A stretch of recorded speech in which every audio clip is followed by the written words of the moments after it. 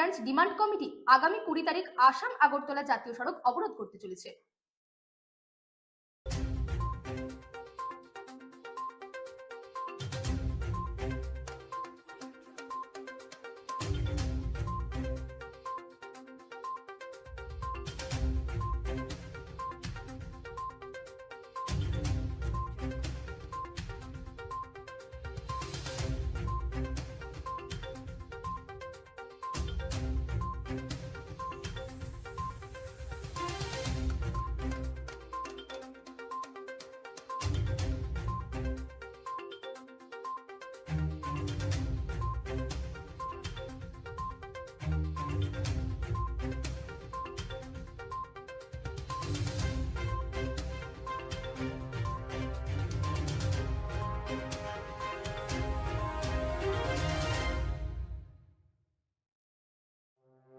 তারপরে কয়েকদিন পরে দেখতে দেখতে পুরা 15 দিন দেখছে। আবার 7 তারিখ জানুয়ারি 2026 এই তারিখে আমরা মিটিং আবার এখনো আমরা প্রেস মিট করেছে, আমরা তো সবাই জানে।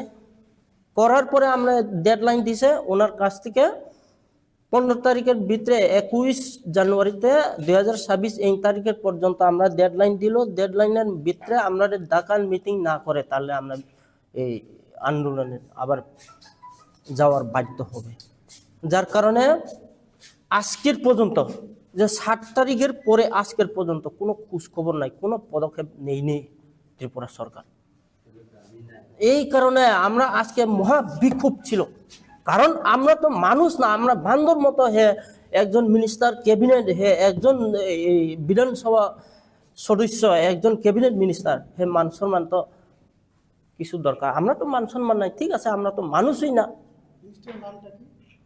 এই ট্রাইবাল ওয়েলফেয়ার মিনিস্টার মাননীয় বিকাশ দেববর্মা মহোদয়।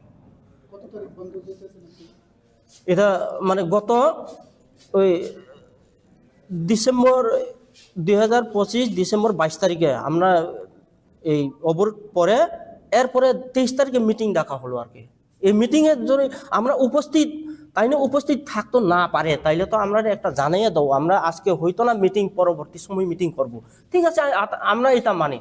কিন্তু পরবর্তী সময় আবার তাই না এখনো যদি না ডাকিয়া সেরা লগে লগে মিটিং ডাকিয়া সেরা, এরপরে মিটিং আমরা যখন তাই না অর্ডার অনুসারে মিটিং উপস্থিত হলো, মিটিং উপস্থিত হওয়ার পরে কোনো এমন যে অবস্থা হয়ে গেছে, যার কারণে আজকে মহা বিক্ষোভ। আমরা আগামী 20 তারিখ এখন আবার ডেডলাইন দিব, আগামী 20 তারিখে এই ভিতরে যদি না হয় 20 তারিখে পুরা আসাম আগরতলা লাইফ লাইন অবরোধ করব। এরপরে রেল এই ট্রেন লাইন অবরোধ করব, 2টা জাতীয় সড়ক। এটা তো মোটামুটি আমরা যতটুকু আশ্বাস না দে তখন কিন্তু ট্রাইবাল ওয়েলফেয়ার মিনিস্টার চেম্বারে আমরা বসতো না, এখনো মিটিং হইতো না।